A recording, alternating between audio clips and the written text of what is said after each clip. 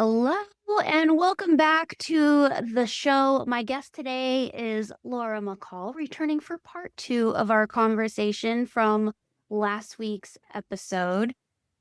Laura is the founder of Collected Interiors, which is a design studio focused on creating homes that reflect the lives and stories of the people living in them.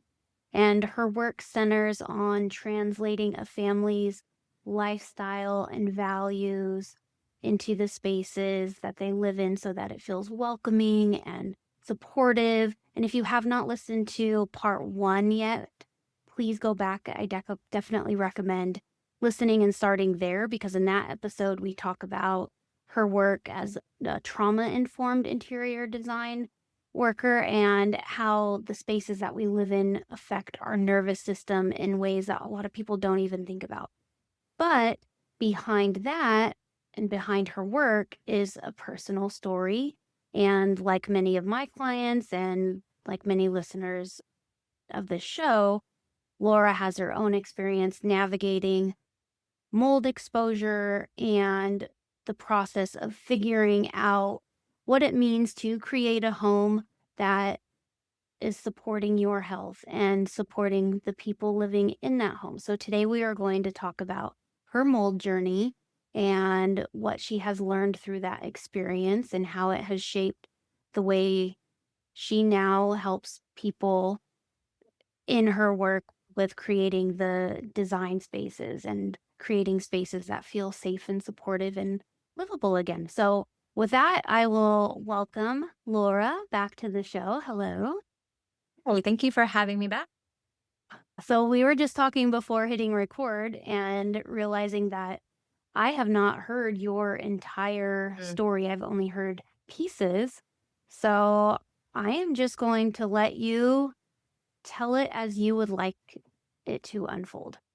Okay, well, that's a lot, but I'm excited to share and hopeful that the whole reason I want to share the story is because I want to speak to the families that are navigating this. Specifically just because this is who I would identify with, as the moms that are feeling like they are living in chaos. I've been there. And so and I also want to say I have permission from my daughter to share a lot of her story, because really it's mostly hers. So when I'll just kind of start at the beginning. When our little girl was around 3 years old, and let me back up and say this. We don't actually know when pandas is what she was diagnosed with. We do not know when she was diagnosed with that. And I should probably say pandas is pediatric autoimmune neuropsychiatric disorder associated with strep. And so I'm sure listeners are starting to hear more about PANS and pandas.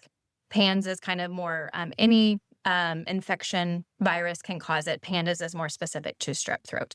And our daughter had multiple episodes of strep when she was itty bitty, from the time she was like 18 months old. And so we don't actually know when her body started to respond this way. And ultimately it doesn't matter. But at 3, we did have like a really challenging child. And also there, the term three-nager is a real thing. It's coined for a reason. People that say, terrible too, is they probably haven't had a 3-year-old yet. So 3 is hard anyway. But what we started noticing was tics and kind of just some OCD ritualistic things. For our daughter, we do not know if it was quick onset. Like, it can just show up. Like, some families, they wake up one morning and their kid has a tic that they didn't know, or like they're washing their hands 100 times a day. For us, it wasn't really that way. There wasn't like a certain day that we started noticing these things. We just kind of thought she was quirky and challenging. And that carried into the next few years. And what we started kind of questioning was we had these behaviors that weren't really age appropriate anymore. Rage, separation anxiety, OCD, that the OCD became more intense. And so we knew we were dealing with some kind of behavioral stuff, what we thought was behavioral at the time. In addition to that, she kept getting strep throat and she was asymptomatic. So we were getting her tested it was coming back positive, but she didn't have a sore throat. She didn't have a fever. She was, blinking her eyes a lot. Actually, one of her tics, this is actually kind of funny, but one of her tics was she would do the Macarena. Like when she would get nervous, she would start doing the Macarena, which is kind of funny in hindsight. But anyway, so we were trying to treat this strep. We were seeing like traditional doctor at the time. I had never heard of pandas. And one day, kind of in the throes of this, and she was 6, I believe, 5 or 6. And a friend of mine asked me if I had ever heard of pandas. Had not. Googled it and was like, oh my gosh, this is my kid. So we had a doctor's appointment coming up, and we went in and I asked the doctor, like, what do you think about pandas? And she said, well, pandas is hard. And that was the extent of it. There was no more questioning. There was no, she wasn't interested in investigating further. She just wanted to keep our kid on antibiotics. And something in me was like, there's got to be more to this. Like, can I ask some questions? And so I did push back, and basically they shut me down. Found a functional medicine doctor here in town, who I had found kind of through the grapevine, knew about pandas, had other pandas patients, and we started treatment. We saw her for about a year. The tricky part, pandas research has come so far, even in the last few years. But even just 2 or 3 years ago, I just felt so alone and was, researching, but I was finding advice from practitioners from one end of the spectrum to the other. And where my family sits, every family has to make their own choice, but where we sit kind of in the medical world is we have like 1 foot in traditional medicine and 1 foot in like the functional medicine world. And it was really tricky to piece together a protocol because I was kind of pulling from both. And both of those worlds have very different viewpoints on treatment. And the truth is my practitioner was like, I don't have a protocol, but I'll do whatever you want, Mom. So I felt like everywhere I went, I had to be the smartest person in the room. And it was lots of late night researching. It was so hard. And the older she got, the harder it got. Her rage was so terrifying. She would get so incredibly physical with us over the smallest thing that would set her off. And then what was even worse was after the flare would happen and the rage would happen is the shame that would come after. The shame spiral of, I'm a monster. Why did God make me this way? It was just so hard. We went through that about a year of just kind of we tried the antibiotics. We did ibuprofen. We moved into kind of some more natural anti-inflammatories. We weren't really seeing any progress. And then we started seeing an out-of-state doctor, Dr. Scott Antoine, and he is kind of the doctor leading this, and he's functional medicine out of Indianapolis. And I felt like for the first time I had a professional in the room who knew what he was talking about and who kind of did medicine the way that we were comfortable doing medicine.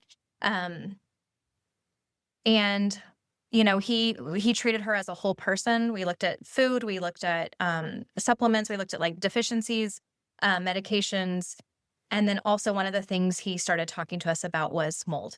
And really what's going on with these kids is their immune system knows something is wrong, but their antibodies are attacking the brain. They are not attacking the virus itself. And so it's essentially like their system is like, something is happening, we're dying. And so they go into extreme fight or flight mode. The way he explained it to me, which is so helpful, is he said, I want you to imagine the Titanic is sinking. And we've got this guy who's like wanting to get on a lifeboat. And the guy with the clipboard says, you don't have a ticket, you can't get on the lifeboat. And this guy starts fighting and cussing and punching and clawing for his life. Nobody would say he has bad behavior. We would say he is fighting for his life. And that's what's happening with these kids. And so punishment or consequences are like fuel onto that fire. And so it's just, as a parent, it's such backward thinking when your kid is literally punching you and cussing you out. It is everything you are taught to say, you've lost screens and go to your room. And it's the last thing this kid needs. And so we've just been navigating all of that. So Antoine was so good to educate me. I mean, so many things we'd been living made sense once we were working with him. But all that to say, when these kids and their broken immune systems are exposed to mold, it wreaks havoc on them, and their bodies cannot detox. That's again, a lot of bodies can't, but just specifically speaking to these kids with pandas, it affects them tremendously. We were living in what we thought was our forever home at the time.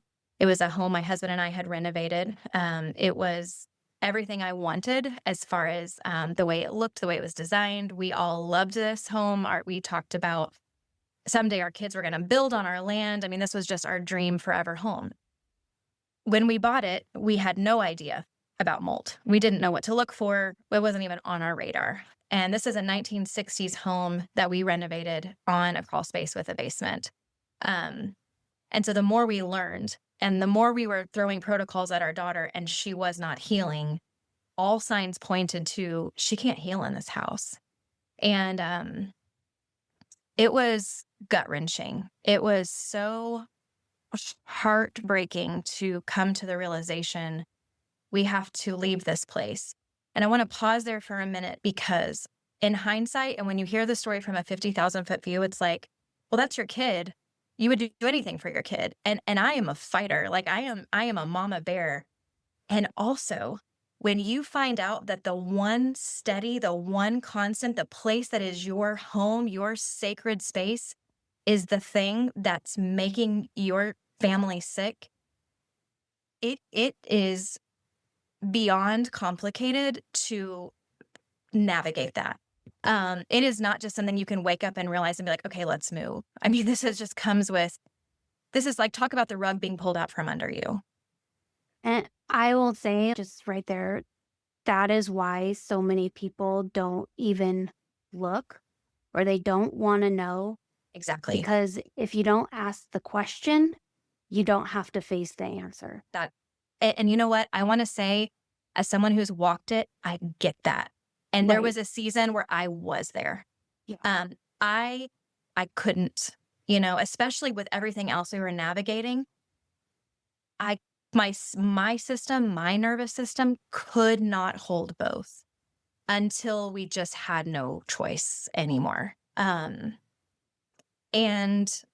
we opted, because none of us, the other members of my family, we did not have any symptoms. We did not have a known issue. We didn't have a visible issue. So we ended up selling our house, and we moved in with my mother. And the plan there was, we'll move in with her, kind of settle everything for a few months, get mom moved into an apartment, and we'll do a renovation on mom's house. We'll buy it. That was the plan. So we moved all of our furnishings and belongings into this house with my mom. And we lived there for 2.5 months. And that 2.5 months was hell on earth. Our daughter got significantly worse. I say this with so much tenderness, but these families that have walked this know what I'm saying. When she would flare, it looked and sounded demonic. I read one time, another parent said, I have to remind myself that my child is not, I'm going to cry. My child is not a monster. She's been abducted by one. That is so incredibly real. I got to a place myself where my entire day, I think at one point when we had a practitioner ask us, kind of like there was a scale, how many hours of the day are you navigating like panda symptoms? And it was 8 to 10 hours a day. And I was kind of the key target. So she couldn't be away from me, but also I triggered her. So if my voice sounded weird, if my hair was wrong, if I made a face, she would attack me. And also couldn't be away from me. So it was impossible. It was an impossible situation. We just kind of survived that time. I have, honestly, even as I'm telling this, there's moments that I can't even remember. I can't even recall. There's a lot of dissociating. But we got my mom moved into an apartment, and we moved into an Airbnb, and we started a renovation. At this time, we had educated ourselves more on mold. And we were kind of, as we were learning more, we're like, man, I bet this house that we're about to renovate has issues. And what we know now, I mean, this house was built in the 80s, and so in hindsight, like, that was never a good option. But at the time, we thought, well, it's better. It's not on a crawl space, so it's clean and there's no signs of anything. So it's probably fine. We moved into this Airbnb and we started demo, and we decided, like, while the walls are open, let's call a mold dog, and let's have a mold dog come and sniff around this place and kind of tell us what we're dealing with. We couldn't get a hold of the one we called, and we were kind of navigating scheduling, and we're like moving forward. We're spending money on this renovation, but we're also like, man, is this the right call?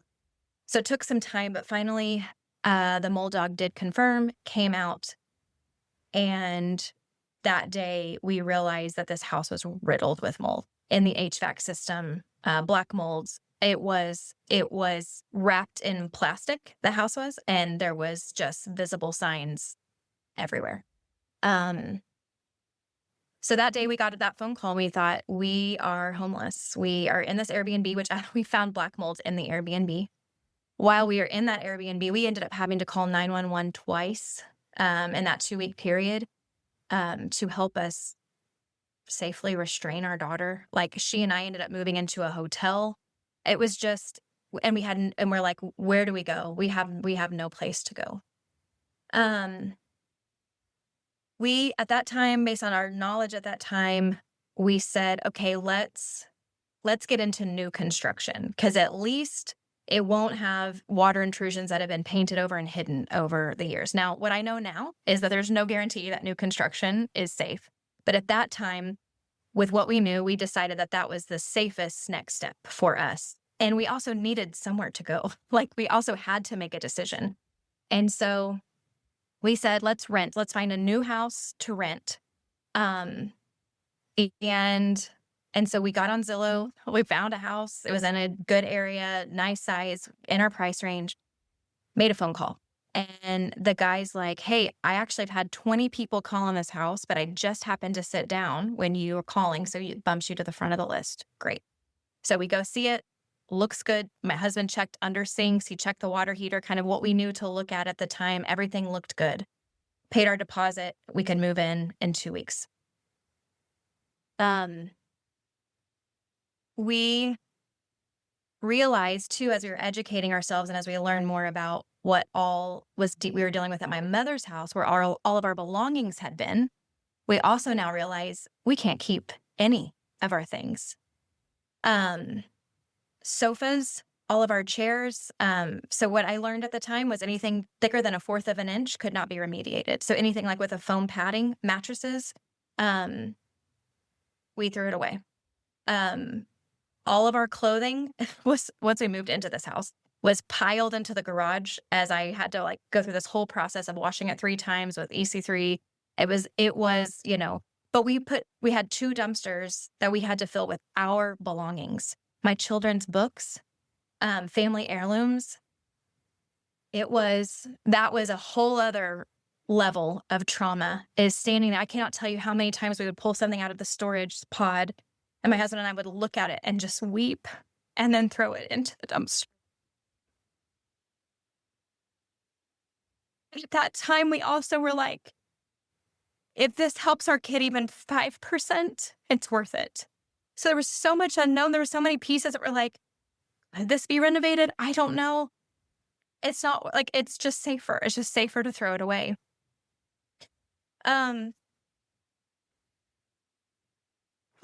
So we're going through all of this. And during this time, my husband, who is a real estate investor and has the ability to kind of see who owns and who rents from different, he can get the names of people. It's a little creepy, but he can. He gets on his little software program and he looks up, let's just see who's been living in this house. Because at that time it was 2.5 years old. It had only ever been a rental. So he's like, let's look and see what kind of family was living in this house. Gets their name, looks them up on Facebook. Their daughter has pandas. And the mom is like an advocate for pandas. And so I message her and I'm like, hey, at the risk of this being wildly creepy, here's how we found you. Also, we're moving into the house. And so she was able to tell me every little water intrusion, how they had the air ducts clean, what cleaning products she was using. I mean, it was wild. It was just like really like the Lord had paved the way for this house. But did she know the connection? What do you mean? Yeah, Did we told her she- like we were going to be renting the house. Is that what you No, mean? did she know the pandas mold water damage connection? 100%. Yeah. Okay. Yeah, that's why that's why I told her, I was like, hey, this has been our journey. We're moving into this house. Like, is it safe, basically? And so she totally knew. And so she had told me like there's a little crack in the bathtub. And so we've done this and we've been watching this. And I mean, she was able to tell me, like, she was meticulous about it. And they had just paid to have all the air ducts cleaned and tested. I mean, it was just wild. Okay. So it was such a, oh gosh, a breath of fresh air to know, because at that time we're like, we just have to have a place to live. We're doing the best we can. And so to know that this house had been prepped the way that it had for her was so relieving. And then I'll tell you, within 2 weeks of being here, we had our daughter back. And the protocols that we had her on, the supplements, the plans, the food planning, the medications, it's like we finally were able to hit the reset button. It's like how I've envisioned is like her immune system needed to be reset, but it was like gunked up with mold. And we'd been throwing this stuff at it, but it couldn't hit the button. And so once we cleared away the mold, it's like the protocol started working. And we started seeing a difference so quickly. We got a month in and it was like we're like, she hadn't had a flare. She hasn't had a flare in weeks. You know, it was just wild, the difference. So one day I'm sitting down and I'm like, I wonder, like we had this worship night at our church back in January. And something told me like, I wonder when that was in this journey that we've been on. And I'll go back a little bit and tell you that in January of that year, we'd had this night at our church, worship night, and we were planning on going. We got in the car to go and Addie started flaring. So this was 2 months before we moved into the new house. Back when things were so bad and we were living at my mother's. She was attacking, spitting, clawing. It was awful. We couldn't drive safely. Turned around and went home. My husband took off, like he had to go for a drive to cool down. I'm inside trying to calm Addie down. She is losing her marbles. I'm trying to stay calm. And in the middle of this, I hear the Lord just whisper in my ear, you need to go to church. And I'm like, how are we going to do that? Like, how are we going to do that? And I just kept hearing that and kept hearing that. And so finally, in the middle of this flare, in the middle of this, like what seemed demonic moment with my daughter, I said, hey, I feel like we need to go to church. And I'm telling you, she just cleared up. Her eyes went clear and she looked at me and she said, I know. And I was like, okay, get your shoes on. And so like she had this moment where it kind of pulled together and we were able to get to church. They had kids in the kids wing and adults in the sanctuary. And she's like, I don't want to go to kids. And it's like, great, stay with me. So that this whole worship night, she's just sitting down, coloring, listening. And I'm just weeping, pouring my heart out to the Lord and worship. And there came a part at the end where he said, if any of you are dealing with anything physical and would like to be prayed over, please come forward. And I felt a tug on my sweater. And I looked down at my kid and she said, I need to go. I need to go forward. And so we walked down with her and we stood in line and I said, what do you want me to tell them? And she said, I want you to tell them how bad it is. And so there was just a sweet couple there. And so I gave them the highlights. And they put hands on her and they started praying. And I'm standing behind her and I'm also praying. I'm so scared that he's not going to do it because I've been praying for years. And at that point, I had just lost so much hope. So I was praying, Lord, I don't actually think you'll do this, but she does. So will you please, please come through for my kid? And we left that night. And so fast forward, when I was looking back at the dates, that happened the night before the mold dog confirmed. And so it's just wild to look back and think, oh my gosh, like, she asked God to heal her. She believed he would. She asked him to step in. And the next day is when what at that time felt like our world fell apart. But actually what was happening is the mountain was being moved. I have so much sensitivity sharing that, because I know there are families out there that are faith families and they are praying and they are not getting that. I don't know why. I don't know why that happened for us. I do believe that sometimes God heals and sometimes he walks with. And we don't know. What we know is we're all going to be healed one day, this side of heaven or that. I don't know why this is how it worked for our family. And I carry so much compassion and tenderness for the mom that's hitting her knees every day and is not getting this answer. But I will tell you that my child now is healed. We have moments, and it's kind of tricky sometimes, because right now she's just kind of like a bratty preteen. And it's like, oh, this is just, being a bratty preteen. This isn't hand display. But we do have challenging moments, but they look very, very different than they used to. But she knows that she asked God to heal her, and he did, and it has anchored her faith. And also she is like on mission. She wants to be a therapist for Panda's kids someday, and she wants her story to be told. So I'm just so proud of her and so thankful for what our journey was and has been. At this point, our goal is to build a house. And so we're continuing to educate ourselves on what a healthy home is for our family, what the priorities are for our family. And so that is our ultimate goal, is to build. We're still in the same rental house and plan to be for the foreseeable future. But that is our story. That is kind of our journey there, and why I also feel so on mission as well to help families who have navigated this. You got me crying over here. Man, that is such a powerful story, and I think it's so great that you're able to tell all of it in a way that I know it's going to be relatable for people, and it's going to provide hope for a lot of people. And maybe it's also just going to be encouraging for people who are still waiting for those prayers to be answered, Yeah. And like, it was helpful for me to hear too, because like, sorry, there's just been there's been so many families that I've walked through in this journey too, where it's like they want to move or they need to move and they can't,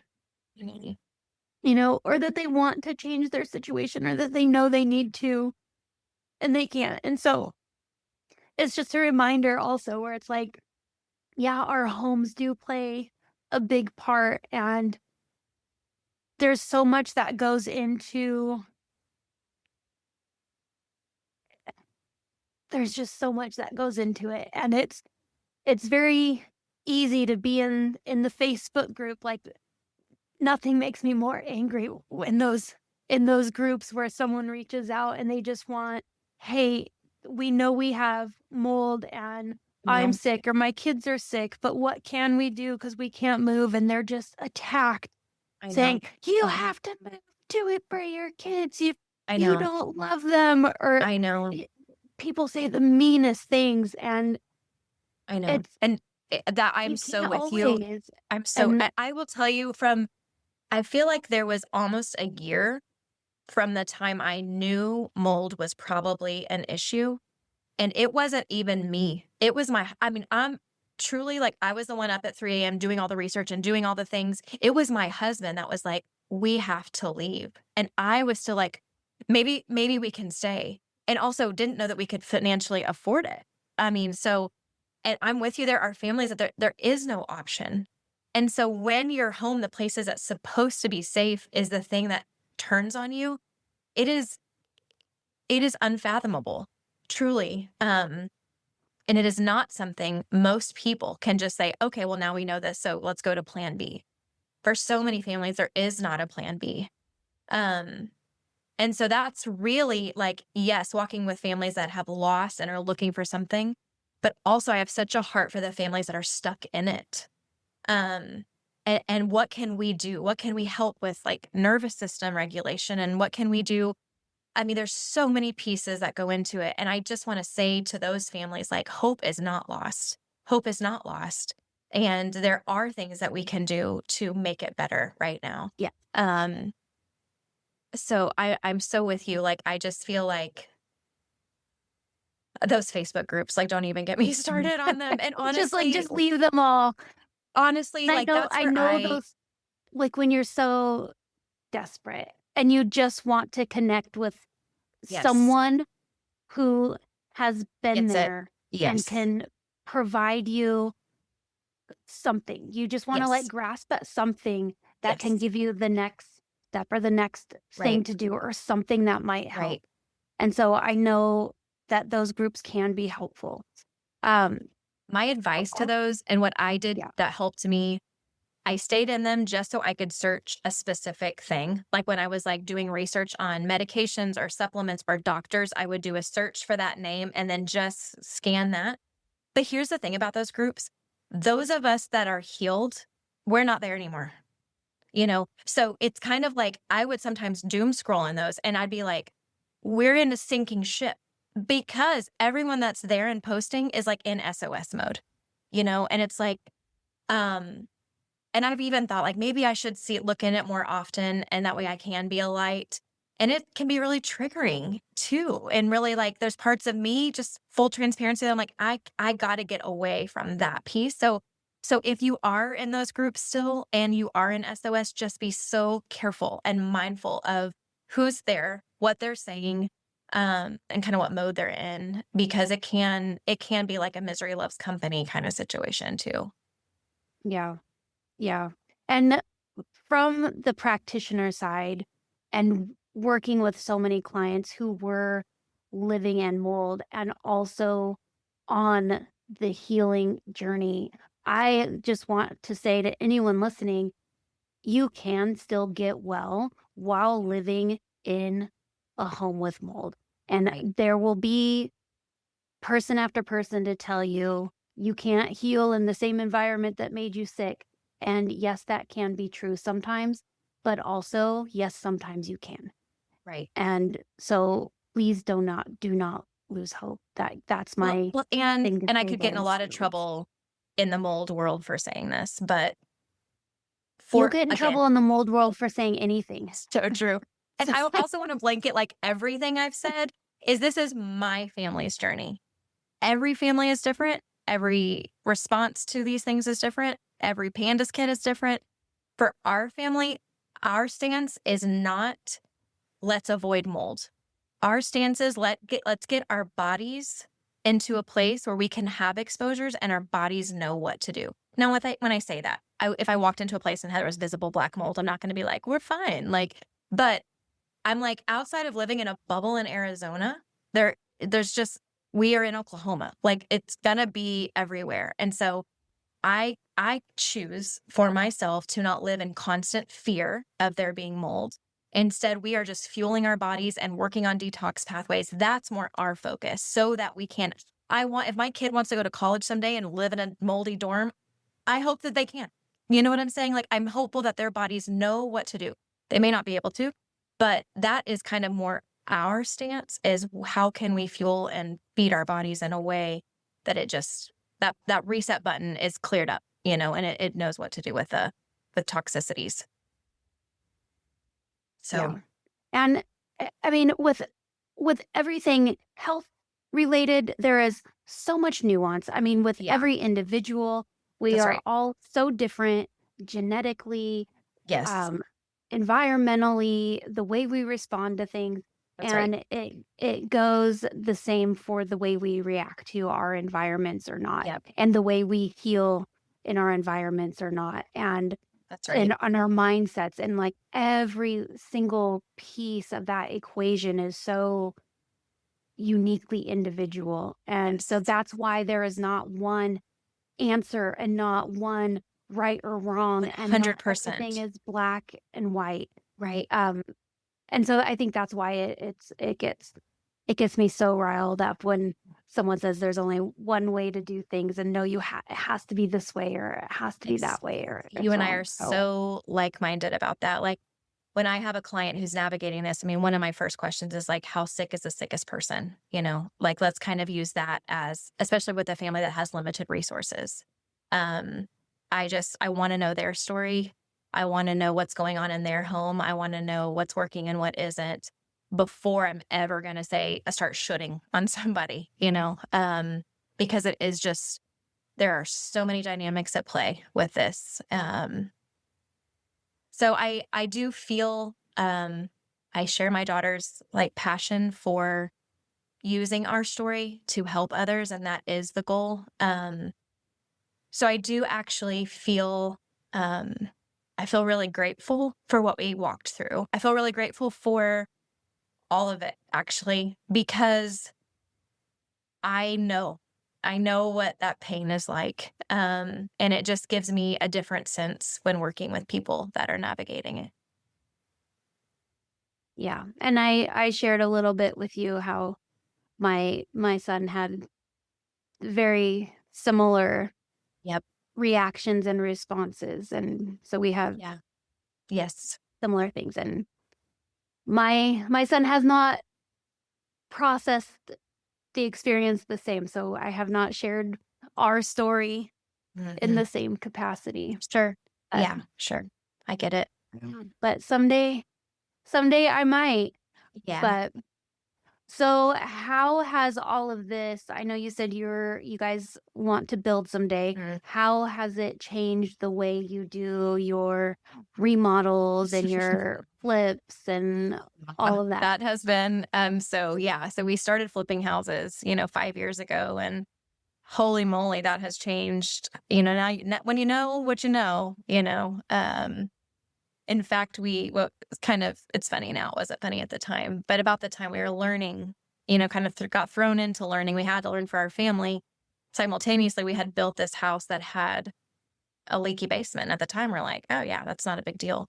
Well, we're like learning and finding out what to look for, and we're like actively remodeling this house. And once we knew, I mean, we're going to do it right. We're not about to paint over anything or hide anything, and it's just not who we are. And so we made a whopping $500 on that flip. That took us 4 months to complete. So it has definitely slowed down that part of our business, just because we now won't buy. We just cannot put our name on something that we know is gonna potentially make people sick. And when we do find mold, we remediate it properly. So it's definitely slowed that part of our business down. And then just, when I'm working with clients doing remodels, it's always something I kind of check in, like, because here's the thing, not everyone needs to take it to this level. Not everyone knows, what questions to ask. And so these are always questions that I kind of put in my discovery call, or my initial consult of, is anyone in the house dealing with any illness that's concerning, so it's definitely changed my approach, but I very much am client led, in that, and I'm not trying to, use fear mongering or scare tactics, with people. So really just trying to listen to what's going on, and then using my expertise and experience to help guide the process. Yeah.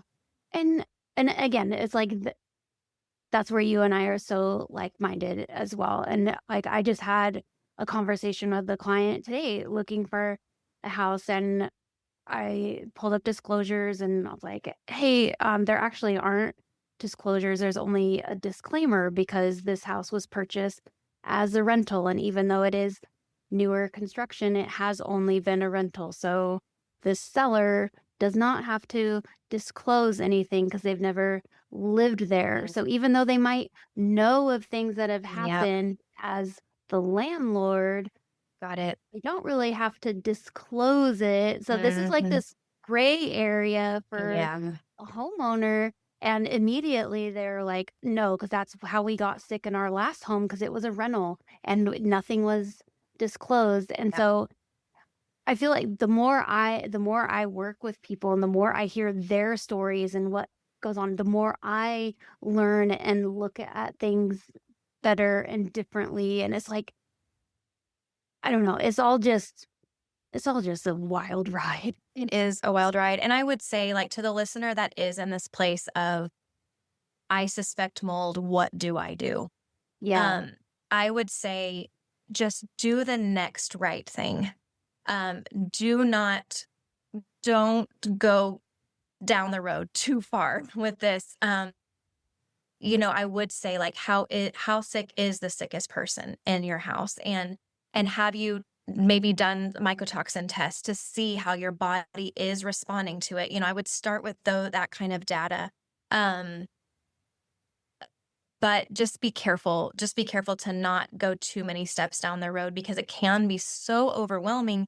And then when you overwhelm yourself and your nervous system gets jacked up, then nobody's like, no, then you're in a whole different kind of level of sick, and it's not going to be good for mom and dad. It's not going to be good for marriage. It's not going to be good for the parenting relationship. And so just do what you can that day. And no, I speak for both Holly and I, like, we would, reach out. There's people I know like us who will help you take it one step at a time. Yes, absolutely. And I guess that's the other thing too, is there's just so many people out there claiming that they can help and that they will help, and that, Mhm. how do I say this delicately? There's a lot of opportunists out there that are taking advantage of people looking for help and for Right, solutions. exactly. And we do have a list of people that we could trust and recommend that. Right. That's right. Yeah, and you can trust your gut. You can trust yourself. This is such an unknown territory for so many people. And also pay attention to how you feel when you're talking, when you're reaching out to whoever it is you're reaching out for help. Just in your system if it's somebody who is genuinely wanting to help you. And if they're not asking you a lot of questions, that is probably not your person. Yes, Because it is not a one size fits all kind of process. right. If it's oh, you have that, this is what we do. And That's then right. here's the sheet. That's right. That's not the answer. That's right. Yes. And in fact, just full circle, we were seeing a doctor here locally before we started seeing Dr. Antoine with Addie. And in our first session, she said, I've got this. I treat pandas kids. This is what we do. And something in me was like, gosh, you're really confident. You sound really confident. And that doesn't actually bring me peace or confidence. We went with her because I, at that time, was so desperate. But I will tell you, when we started seeing Dr. Antoine and he said, I don't know exactly what we're dealing with because I don't know your kid and I'm going to get to know your kid. I was like, that's our doctor. And I would say that anytime with this as well, when you've got someone who says, let's see your specific situation and let's talk about your family and let's talk about how they're being impacted and let's talk about your financial situation and let's talk about what you need to do here, that's your person. So I just think in general, when we're working with specialists, we want specialists who are willing to say, I don't know until I know you. And then we're going to pick a path forward based on that. Yeah. Yeah, I'll agree. Ah, man. And that was the hardest part about being on the practitioner side too, because that was my answer, and then there's so many people that want to know the plan and the Yeah. path before they'll Yeah. agree, and it's Hmm. like, I can't tell you Right. what that is. Right. So, it's like Exactly. I ran up against that roadblock I too, get that. but, yeah, I mean, that's I get just the that way it too. is. Yeah. Yeah. Well, it's because you're a good practitioner. Well, and I think in Um, this world too, like the other piece I'll say is I would hire people that also say, "Hey, I'm learning too." Like this is a process and I learn things every day. I know for myself, I'm several years into this journey and I would have done things very differently. I'm every client I work with, I learn new things that I take into the next client. And so I yeah, will openly say like, "We will work on this and in 5 years from now, I will maybe have done it differently, but I will give you the best I've got right now with what I've got." And so I think that that's another piece is just humility. Look for that in the people that are walking this path with you, because yeah, we are all as an industry learning about this, and how it's impacting us. yeah. I think that's really good advice. Okay, anything else to share to wrap up? Um, I don't think so. I Okay. think what I would want people to know is you are not alone out there. There are so many of us. For the mom who is struggling and doesn't know what to do, there is hope. And I am happy to respond to messages and to offer any support that I can. Okay. All right. Well, thank you for being so open and vulnerable and sharing your story. Mm, I just hope and pray that it helps even one person same. either find answers or find comfort and hope in their journey. Yes, same. Thank you. Thank you so much for Okay. having me back on. All right. Thanks for listening. We'll see you next time.